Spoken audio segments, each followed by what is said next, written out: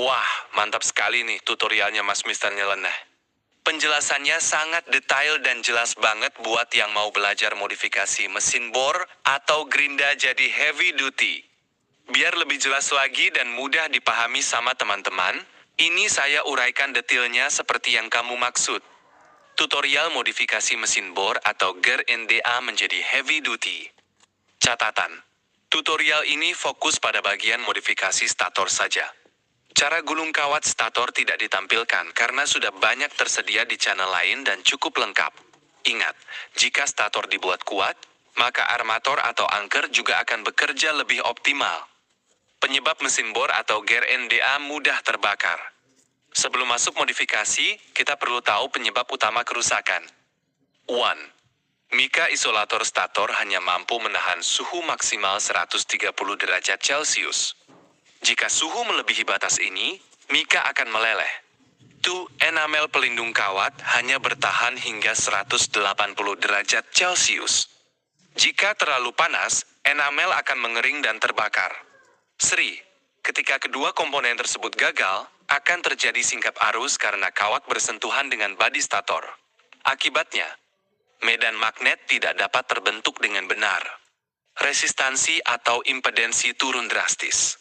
Armator menerima arus langsung tanpa bisa berputar, sehingga cepat terbakar bahkan dalam hitungan detik saja. Solusi modifikasi heavy duty.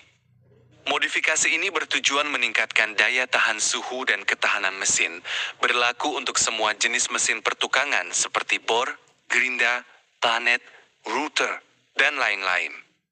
Ada 3 langkah utama modifikasi. 1.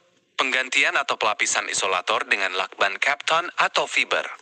Alasan, lakban Kapton atau fiber mampu menahan suhu antara 200 hingga 300 derajat Celcius, jauh lebih tinggi dari mika standar. Cara pemasangan, tidak perlu memanaskan lakban, karena sudah dilengkapi lem perekat bawaan yang siap pakai. Oleskan langsung pada permukaan mika isolator stator. Pastikan seluruh bagian yang berpotensi kontak kawat dengan badi stator tertutup rapat. Pasang dengan rata dan pastikan tidak ada bagian yang terlipat atau tidak menempel dengan baik agar tidak mengganggu pemasangan kawat nantinya. Keuntungan, mencegah terjadinya konslet akibat melelehnya mika saat mesin bekerja dalam waktu lama atau pada beban berat. 2. Menggunakan kawat tipe EIW enamel ganda. Alasan, kawat jenis ini memiliki lapisan enamel ganda yang mampu menahan suhu hingga 200 derajat Celcius, lebih tahan lama dibandingkan kawat standar. Pilihan kawat, pastikan memilih diameter kawat yang sesuai dengan spesifikasi mesin aslinya agar tidak mengubah karakteristik arus dan tegangan mesin. Keuntungan, enamel ganda memberikan perlindungan ekstra sehingga tidak mudah terbakar meskipun mesin bekerja pada suhu tinggi. 3. Pemasangan TRMOSTNC 125 derajat Celcius. Alasan, termostat berfungsi sebagai pelindung otomatis yang akan memutus aliran arus jika suhu mesin mencapai 125 derajat Celcius. Cara pemasangan, pasang secara seri pada salah satu sumbu arang karena ini adalah titik terdekat dengan kawat stator sehingga bisa mendeteksi suhu dengan akurat.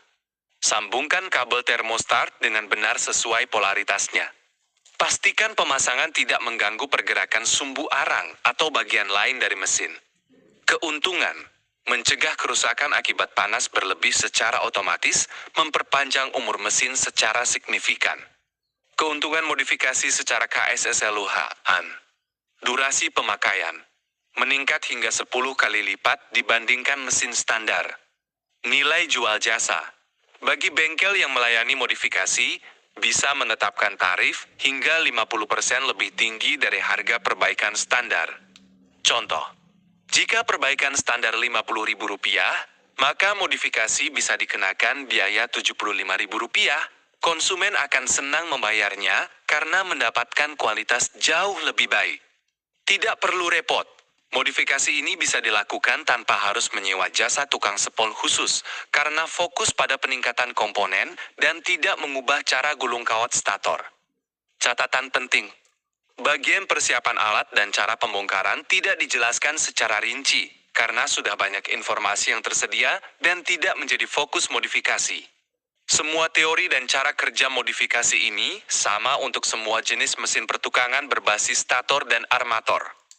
Jangan lupa ya teman-teman, like, komen, dan subscribe untuk mendukung konten ini. Ilmu ini saya bagikan tidak hanya untuk pengguna biasa, tapi juga bagi bengkel yang ingin meningkatkan kualitas layanan dan produknya.